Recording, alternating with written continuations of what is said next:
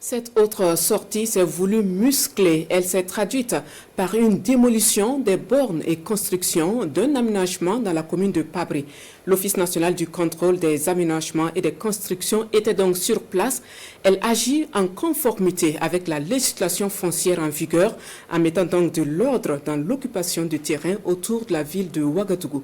Ismaël Ouidraogo, Moumouniwanga. Cette concession fait les frais du passage de ce bulldozer.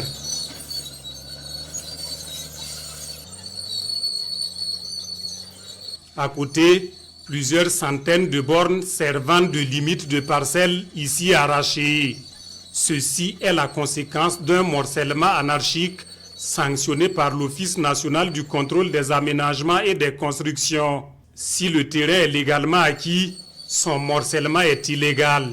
Voilà, nous avons auditionné effectivement celui qui est derrière toute cette opération-là et cette personne a effectivement avoué ne pas disposer de documents lui autorisant à faire l'aménagement. Si vous remarquez, l'aménagement lui-même est illicite parce que c'est un terrain qu'il achète. Il a acheté le terrain, il l'a morcelé en des parcelles de 100 mètres carrés, 10 mètres sur 10 mètres, avec des voies de 4 mètres qui séparent les parcelles.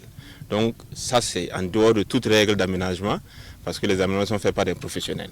Donc après avoir auditionné effectivement ce dernier et ayant constaté qu'il ne dispose pas de documents qui lui autorisent l'aménagement, et éventuellement nous avons procédé à la démolition de ce qu'il a fait comme aménagement. Une situation qui fait son lot de fautifs mais aussi de malheureux, comme c'est le cas de cette famille sommée de quitter les lieux dans un délai de 30 jours. Zoubéré Ouedraogo, également acquéreur, constate impuissamment la démolition de ce qui matérialisait jusque-là sa parcelle, ses bornes, disparaître peu à peu sous ce gros engin. Avec des proches, nous avons acquis 8 parcelles à 250 000 francs CFA l'unité. Le vendeur nous a même donné des documents et nous comptions venir construire. Mais hélas.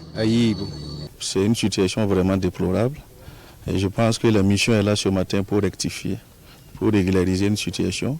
Nous avons constaté aussi la situation avec l'Office. C'est de voir ensemble comment nous pouvons régler la question de façon définitive.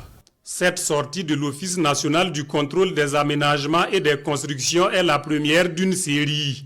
Ces opérations de contrôle annoncées concernent aussi les autres communes du Grand Ouaga et se veulent une action qui vise à assainir le secteur de l'aménagement et de l'occupation des terrains.